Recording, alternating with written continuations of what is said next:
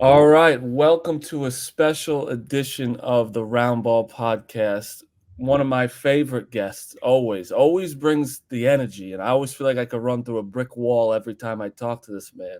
Is Coach Bruce Pearl from Auburn? How we doing, Coach? We're doing great, Marty. How are you? Hope you guys are having a really good holiday season. I know what I am. Are you? Are you? You guys are. I'm gonna get straight to it, Coach. You're my dark horse to win it all already this year. I am. I swear to God. I was talking with somebody the other day. His name's John Fanta. We had him on the podcast, and he was like, listen, you want someone that's no one's really talking about a ton, but they're always competitive, always good. And Auburn is on a streak right now. And I was like, I was talking about them. I Yeah, love how Auburn's team is this year. So, yeah. how do you feel about your team overall this year? I mean, Marty, I like my team. I think we're good with a chance to be very good. I don't know if we're great yet. And when you say the dark horse to win it all, that depends what all is. If all's the national championship, you got to be better than good or very good to win it all. Mm-hmm. But I really do like our team. We've got 11 guys right now that are playing in the rotation, and they're sharing it. That are playing hard. Um, but I know what we look like without lipstick. You understand. I mean, Yeah. and so, I have my concerns. I know what our weaknesses are, and I do know that when we get an SEC play, we're gonna get exposed in some ways. But we got great point guard play. We're shooting the ball really well. The guys have been unselfish. We played hard enough physically, and we rebounded the ball well. We got, we're in position to be in position. You talk about you have 11 man, like 11 players in rotation. I've always meant to ask this to coaches. Like, when do you really think that you figured out your rotation? Because obviously it's so new every year. And like, that's why I think November basketball, December basketball, you don't even know your team's identity yet. Like, when do you really feel like you figured out the rotation? I think if you figure it out too soon, you're doing your kids a disservice Yep. because you got to let them play their way in and out of their roles and who's starting and the combinations and things like that. But once you determine what I think a young man has earned over a period of time, spring, summer, fall. I don't like to yo-yo that. I like to try to be fairly consistent. We don't change the starting lineup a ton. You've earned it over a period of time. It's my best way of giving guys confidence. I'll give you one example, Marty, about the way just our philosophy. Everybody talks about the fact that Auburn's got great depth, and every year we've got great depth, and we play. Depth is something that you got to develop. If you don't think I have five guys that are better than the other five guys, then you don't know what you're necessarily talking about. Mm-hmm. There are 3 or 4 really good players sitting on everybody's bench that aren't playing, and that's a choice that the coach has got to make. And so I believe in developing the bench. I think it helps your locker room. I think it helps you stay out of foul trouble, injury prevention. Things happen. It's a long season. Now the challenge is, like for example, when Jabari Smith came to Auburn, I told him he was going to play 28 minutes a game, not 40 or not 35, that he was going to average 15 and 8, not 20 and 10, and that it wasn't about his own personal numbers. It was about the team numbers. And because he played 28 minutes, he didn't take possessions off, Yep. right? He played, his motor ran all the time. And so I think, if I can be like Noah, and if I can have 2 of everything, if I have 2 centers and 2 power forwards and 2 small forwards, you got a chance during the course of the game to go with a hot hand. But the bottom line is, that balance, I think, is it breeds unselfishness. It breeds a camaraderie and a teamwork. And it's been a philosophy that I've had my whole career. And you also have to have the kids buy into that as well, right? Like, you have to have that eighth guy on your bench or even sixth guy on your bench realize it's not, don't worry that you're not starting. Like, it's all part of the plan. And once you have everyone bought into that, I feel like that's when everything starts rolling. Well, and it helps when you're winning. And, Yeah. and we've won some games and we've beaten, some good teams, and we've won by some decent margins. So, when you're winning, it's a lot easier. So what's interesting is sometimes the players having to explain to their parents why they're not starting or why not they're not playing 25 minutes instead of they're playing 18. And it's interesting. The student athletes are usually okay with it. It's oftentimes the families that don't really understand. They don't love their teammates like our teammates love their brothers. Yep. And now there are going to be. Here's what happens. That really works very well when you're playing against not the best teams on your schedule. When we do get into league play and we start playing the best teams in the league, then our best players need to be able to play well in those situations, because against the best teams on your schedule, everybody's challenged. So the cream will rise to the top as the season progresses. 100%. And actually, you brought up Jabari Smith because you've had an interesting 3 years since the last time I talked to you. So Jabari Smith, you have he's a lottery pick, like unbelievable at Auburn, number 1 team in the country at one point, targets on your back, like everyone's focusing on you, and successful. You did a great job with him. He's having a great career. Last year, it was like you beat Iowa first round, right? Yep. And lost to Houston, which is like Houston was an amazing team. And then this year, correct me if I'm wrong, you have an older team, right? Like more experienced team this year. I see one freshman is playing like a ton. And that's kind of been, to me, has been like the recipe for a lot of success of these national championship winners of like, there's always experience. There's not a lot of one and done type of guys that are winning like every single time. It's always there's a senior on that team or a sophomore or at least a junior. How has it been different going from each year to year, like especially now? Well, the key is, can you get old and can you stay old? And right now with COVID 5th year guys or, guys like that, there is an opportunity still through the transfer portal, be able to try to have that be a reality. What we've done in the transfer portal is, rather than going after high major transfers, we've settled in on a formula where we're going after some really strong mid-major guys that know and believe they can play at the high major level. They've dreamed of being at a place like Auburn, but they never quite made it because they had to start in junior college, or they had a growth spurt, or they were overlooked. Now those guys come to Auburn. They're hungry and humble. Chad Baker was in junior college last year, and now he's at Auburn, and he's a special player. Denver Jones was at Florida International in a really good league, Conference USA, but he wasn't at Florida. He was at Florida International. Now he's at Auburn. Chaney Johnson was one of the best players in Division II. Dreamed about being at a place like Auburn. He's here, hungry, humble, and with a little bit of a chip on his shoulder. And so back in the day when we used to sign 3 or 4 freshmen and maybe 1 transfer, we're going to sign 1 or 2 freshmen and 2 or 3 transfers. Yeah, that's so crazy how it's all changed so fast just with like NIL and transfer portal, because like these guys are getting an opportunity, and like you could tell how much of an impact these guys are having on each team, especially this year. Well, like what Aiden Holloway is doing at Auburn right now, he's one of my freshmen. There are, over the last 3 years, Marty, about 16 to 18% of the top 100 high school players that were in Power 5 schools were averaging double-digit points and double-digit minutes. That means 84 to 86% or something like that were not. Well, if you're a top 100 high school player, you're expecting double-digit minutes and you're expecting double-digit points. And again, so are your families. It is not easy to be a freshman in the Power 5 level and come in and do what they do.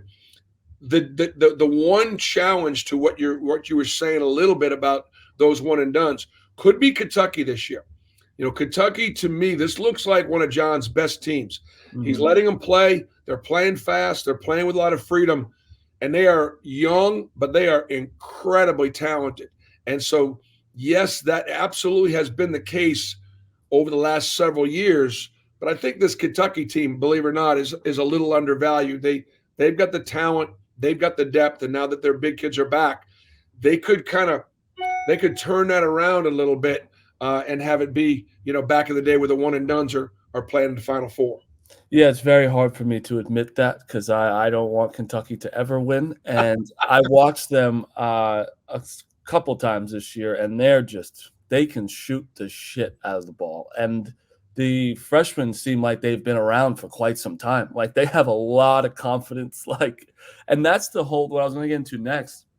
The SEC has just become like the SEC and the Big 12 have become like the biggest powerhouses. And then next year when you're getting more people in the SEC, this is going to be insane. Like it's going to be a gauntlet. Like you should almost play nobody non-conference because you got to play so many good teams. Yeah, it is the league. The depth and the breadth of our league is incredible.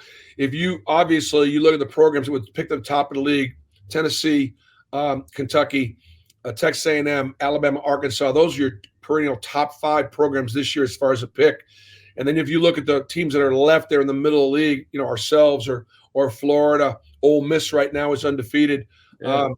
And then you look at the teams at the bottom of our league. That's where it really begins to shine. There aren't going to be, obviously many nights out. I think the math in our league right now, based on what we've done in the non-conference, could put us in position where we could once again, hopefully, get 8, maybe 9 teams in the NCAA tournament, which is obviously the benchmark. We've got 3 more games left to go in the non-conference, and if we can finish up strong with our non-conference schedule, I will be proud to tell you that over the last 7 years, Auburn has the best non-conference record of anybody in the SEC over the last 7 years. And I can't say that yet. We still have 3 more games to go. But right now, and I'm proud of that, because what we do as a league in the non-conference has a lot to do with how many teams go to the tournament in March. Which a lot of people don't realize. They're like, oh, you're in a Power 5 conference. You don't need to really play that well at it, not like at a conference. Like it is a huge deal. They love to look at that when it comes down to it. And that is a huge accomplishment. And I'm an Auburn guy. I'm coming. I need the Bruce Pearl experience when I go to all. I need to see what you're doing. You got a good dinner over there? You got it. Hey, Marty, this loveliest little village on the plains, right, man? This is an unbelievable place.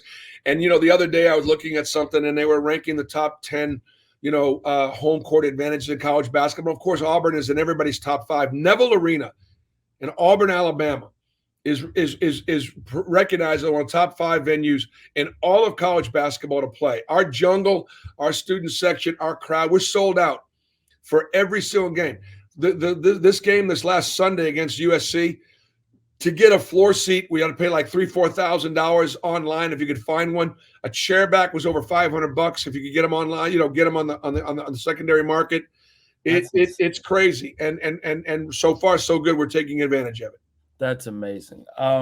Actually, speaking of USC, that's a great win. Like they have high level talent, like freshmen coming in. Is it like?